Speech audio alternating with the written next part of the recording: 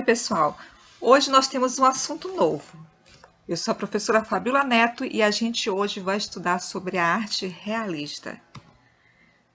O termo realismo significa um estilo de época que predominou na segunda metade do século XIX, né? Com justamente com os declínios do estilo neoclássico e romântico. Então, a palavra realismo, ela designa a maneira de agir e de interpretar a realidade. Então, esse comportamento ele vai se caracterizar pela objetividade, né, por uma atitude racional das coisas que pode ocorrer em qualquer tempo da história. E claro que a Revolução Francesa e a Revolução Industrial ainda vai continuar ainda influenciando muito esse século. Então, na segunda metade do século XIX, né, as lutas vão continuar, né, ainda vai se lutar, né, por melhores condições, né, por uma sociedade mais justa, ainda vai ter novas tentativas de revolução, novas ideias políticas e científicas vão surgir, certo? Só que o mundo, ao mesmo tempo, né, que buscava ainda, continuava lutando, eles também, né, eles não queriam mais viver das idealizações e fugir da realidade como o romantismo fugia, certo? Então era necessário, né, uma arte bem mais objetiva, aonde eles queriam que essa arte atendesse o desejo daquele momento, né? Que era justamente o quê? De analisar, compreender, criticar e principalmente transformar a realidade. Então eles queriam uma resposta imediata. Então o realismo ele vai terminar justamente provocando isso, né? Então o homem europeu ele vai se convencer realmente que precisava ser mais realista, inclusive nas suas criações artísticas. Então eles começaram a deixar de lado essas visões subjetivas e emotivas da realidade que o romantismo, né, queria. Então, como característica geral, né, do realismo, eles buscavam justamente o quê? Né? O cientificismo. Eles buscavam respostas na ciência. Não era a opinião de uma verdade do outro. Eles queriam justamente buscar explicações na ciência, eles buscavam valorizar mais o objeto, eles procuravam ser mais minucioso nas argumentações, nas respostas, para chegar a uma conclusão mais objetiva, bem mais realista. Então, eles buscavam justamente se expressar de forma mais realista, né? Então, isso vai caracterizar de uma forma geral o realismo. Então, né, quando você vê as obras do realismo, você vê que eles não vão estar mais preocupados com a beleza, né, com as poses graciosas, com as visões emotivas da sociedade, né, subjetivas, idealizadas. Eles tinham, né, buscavam muito mais linhas fluentes, né, eles queriam muito mais cores mais impressionantes, ou seja, o que o artista realista queria era expressar a verdade. Então eles começaram a criar a partir, eles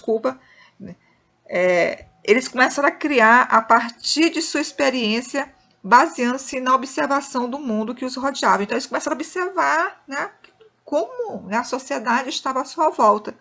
E assim eles começaram a abordar essa sociedade de uma forma real, né? Começaram a mostrar os temas que realmente chamavam mais atenção socialmente. Então, os temas sociais vão vigorar muito, né? Uma temática que vai ser muito forte no realismo. Claro que eles vão exagerar em algumas cenas, para quê? Para enfatizar, para chamar a atenção dos problemas da época. Nessa obra aqui que vocês estão vendo ao lado, está mostrando justamente os trens lotados, porque durante esse processo, né, na segunda metade do século XIX, a industrialização já estava forte, as indústrias, né, precisavam de empregados, esses empregados precisavam se locomover, né, até o local de trabalho. Então, os trens lotados, a falta de estrutura, o que as pessoas passavam, tudo isso, né, para a sociedade a burguesa da época, para os nobres, né, não era uma cena comum que era pintada até então, né? Isso aqui era um tema social, uma problemática social, coisa que nós passamos até hoje, pegando ônibus lotados, né? E aonde a gente fica apertado. Então, isso é uma problemática social que já vem, né, desde o século XIX. Na arquitetura, o que nós vamos encontrar? Nós vamos encontrar na arquitetura o uso dos novos materiais que passaram a ser utilizados como o ferro e o vidro. E isso tudo se dá graças a quê? A Revolução Industrial. Então, a Revolução Industrial vai trazer para a arquitetura o uso do ferro. Então, o uso do ferro, né, vai fazer com que as construções que demoravam muito tempo para serem erguidas sejam construídas de forma bem mais rápida. Então, de forma, né, todas aquelas necessidades que precisavam ser resolvidas de imediato, elas se tornaram bem mais, com o uso do ferro nas construções, mais rápidas. Às vezes, uma construção levava anos para ser concluída. Não tinha o uso do ferro. Então, a estrutura tinha que ser bem forte. E o uso do ferro vai fazer com que as paredes fiquem mais finas, a estrutura fique mais forte. Então, isso tudo, gente, por quê? Porque os engenheiros e os arquitetos da época procuraram justamente responder essas novas necessidades urbanas criadas pela industrialização, certo? Então, a sociedade, né, termina por responder esses anseios. Então, as cidades, elas não exigem aqueles ricos palácios e templos, né? O que se precisava, né, na industrialização? De fábricas. Essas fábricas precisavam, para funcionar, de empregados. Esses empregados precisavam se transportar, né, de um transporte, moravam longe, precisavam chegar até o local de trabalho. Então, se fazia necessário o quê? De estações ferroviárias. Essas pessoas, né, que saíram do campo para trabalhar nas cidades, nas indústrias, elas precisavam comprar roupa, alimento. Então, precisava de armazéns, de lojas. Né? Elas precisavam também de moradias para poder morar mais próximo do trabalho. Elas precisavam estudar, seus filhos precisavam estudar, então precisava de escolas, de moradias. Tinha também a questão da saúde, precisava de hospitais. Então, tudo isso, gente, era essa nova burguesia, né, que terminou, né, quando começou a Revolução Francesa, que com o passar do tempo contribuiu também para que os operários também tivessem, né, essas pessoas mais pobres, também passassem a ter direito. Claro que termina sendo desigual, mas de uma certa forma as pessoas mais os operários, as pessoas mais pobres, de uma certa forma, passaram a ter alguns direitos, né, de viver melhor. Na escultura, a gente vai encontrar o Augusto Rodin. O Augusto Rodin também não vai se preocupar com a idealização da realidade, né? De retratar as coisas, né, de uma forma idealizada, de como elas deveriam ser. Ele, ao contrário, ele vai procurar justamente recriar os seres tais quais eles são. Então, eles vão justamente procurar, né, esculpir temas mais contemporâneos. Os temas vão ser mais contemporâneos. Alguns desses temas, dessas temáticas, algumas dessas esculturas vai ter uma intenção política.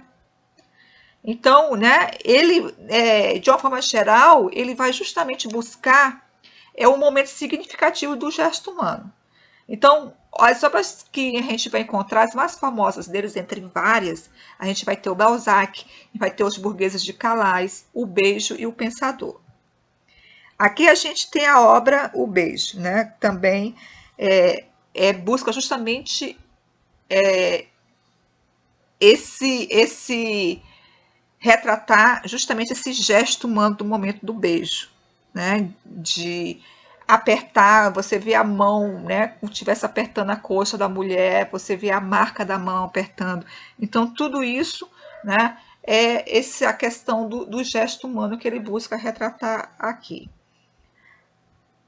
Essa aqui é a obra de Honoré de Balzac, né, que ele também retrata, que foi um dos grandes revolucionários da época, que ele retrata justamente esse momento. Então você vê que a realidade, o Balzac de idade, realmente como ele era, né? Então não foi um Balzac idealizado, bonito, né, forte, não. Era o Balzac realmente como ele era na época.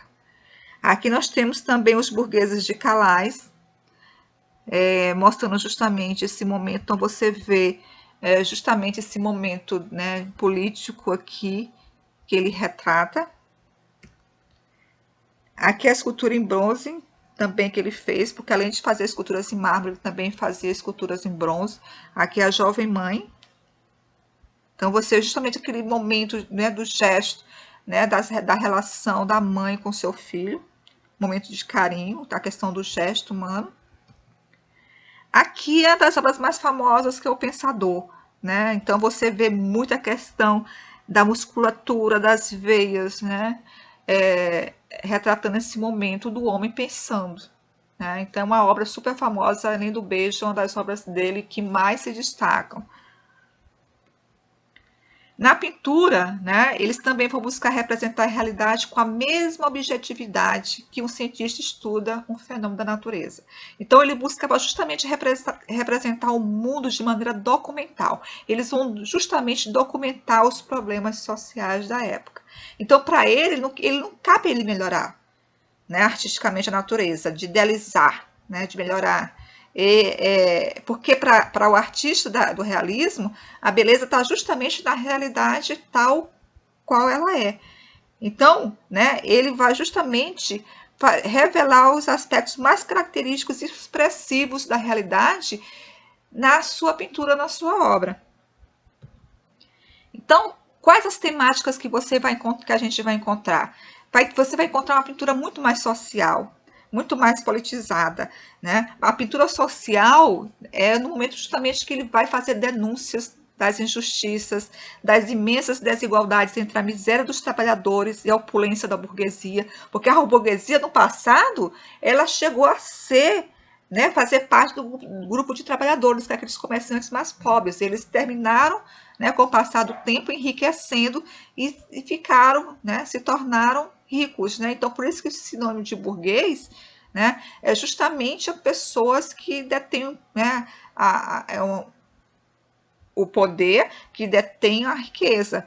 Então, as pessoas das classes menos favorecidas, que no caso era o povo, se tornou um assunto muito frequente na pintura realista. Então, os artistas, eles incorporaram nessas obras justamente a parte rude, a vulgaridade dos tipos que pintavam. Então, por isso que você vê, né, dentro da pintura realista, essas pessoas na categoria de heróis, que são essas pessoas que levantam cedo, né, de madrugada para trabalhar, e trabalham o dia todo, dormem para sustentar essa classe mais ricas. Então, esses heróis, eles não têm nada a ver com os heróis idealizados da pintura romântica, né? Você vê que os heróis do realismo é justamente essas pessoas, né, que trabalham, essas pessoas que sofrem as injustiças, que passam por todas as, né, os problemas da sociedade. Fora isso, a gente, na politização, a gente vai ver uma arte onde vai denunciar uma ordem social que consideram injusta, né? Então, a arte ela vai se manifestar muito em favor dos oprimidos. Então, eles vão também mostrar uma sociedade rica, né, opulenta, burguesa, que, né, que termina por ser injusta, né? Pessoas que vieram de uma classe inferior, que quando chega ao poder comete as mesmas injustiças, né, com os mais pobres que cometeram com ela no passado. Aqui a gente tem uma obra de Gustave Courbet. Courbet, ele considera, né, foi considerado o pai do movimento realista. Ele procura justamente retratar em suas telas os temas da vida cotidiana, principalmente das classes populares.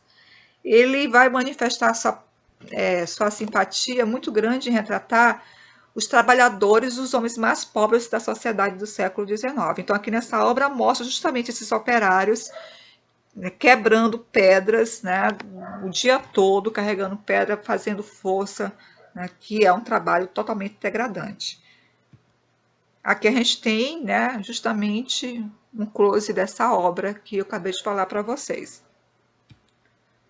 Aqui no caso nós temos, né, os órfãos também, que, que órfãos, né, moradores de rua, não é que são coisas dos dias atuais. Durante esse período também da Revolução Industrial, né, com a migração das pessoas dos campos para grandes cidades, muitas ficaram sem moradia, sem trabalho e terminaram morando também nas ruas.